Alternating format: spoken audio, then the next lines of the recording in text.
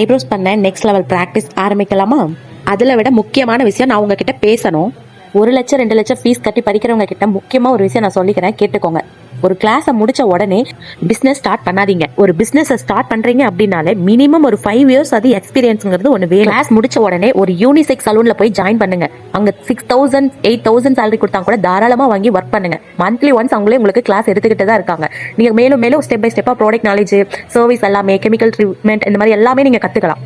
எடுத்த உடனே ஒரு ஸ்டார்ட் தொழில் ஒரு 3 மாசம் எக்ஸ்பீரியன்ஸ் வச்சு நீங்க ஒரு தொழிலை ஸ்டார்ட் பண்ணிட்டு லாஸ் தான் ஆகும். அப்படி ஒர்க்ல போய் ஜாயின் பண்ண விருப்பம் இல்லைன்னா நீங்க வீட்டுல இருந்தபடியே உங்க ரிலேட்டிவ்ஸ், ஃப்ரெண்ட்ஸ் இந்த மாதிரி மூலியமா, ஃபேஸ்புக், ஆன்லைன்ல இந்த மாதிரி மூலியமா நீங்க உங்களோட மேக்கப் பண்ற போட்டோஸ் எல்லாமே அப்லோட் பண்ணுங்க. ஃப்ரெண்ட்ஸ், ரிலேட்டிவ்ஸ் கிட்ட எல்லாமே நீங்க சொல்லணும், இந்த மாதிரி நான் மேக்கப் கிளாஸ் முடிச்சிருக்கேன், எனக்கு ஏதாவது மேக்கப் வந்தா புக் பண்ணுங்கன்னு நீங்க தான் கெஞ்சணும். யாரும் உங்க வீட்டுக்கு வந்து கதவை தட்டியெல்லாம் எனக்கு மேக்கப் பண்ணுங்க அப்படின்லாம் யாரும் கேட்க மாட்டாங்க. நீங்க தான் உள்ள கீழே இறங்கி போகணும்.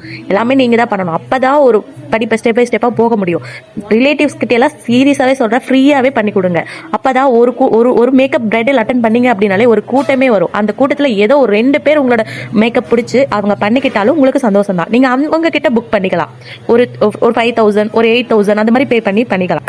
அப்படிதான் கொஞ்சம் கொஞ்சமா டெவலப் ஆக முடியுமோ தவிர எடுத்த உடனே யாராலையும் எந்த இதுவுமே பண்ண முடியாது. 3 month க்ரோஸ் வச்சுட்டு நீங்க பிசினஸ் ஸ்டார்ட் பண்ணவும் வேணாம்.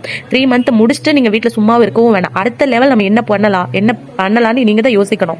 இன்னைக்கு உங்களுக்கு பிராக்டிஸ் என்னன்னா, உங்க கால்ல இருக்க ஹேரை ரிமூவ் பண்ணணும். பார்த்து ரிமூவ் பண்ணணும். ஸ்கின் கட் ஆயிடும். கவனமா ரிமூவ் பண்ணுங்க. எப்படி த்ரெட் யூஸ் பண்ணணும், எப்படி எடுக்கணும்னு நான் உங்களுக்கு சொல்லி கொடுத்துட்டேன். சோ அதை கரெக்டா ஃபாலோ பண்ணிக்கோங்க. பிராக்டிஸ் பண்ணுங்க. அப்பதான் சீக்கிரம் கத்துக்க முடியும். நெக்ஸ்ட் வீடியோல நான் உங்களுக்கு எப்படி ஃபேஸ்ல எப்படி எடுக்கணுங்கிறது நான் சொல்லி தரேன்.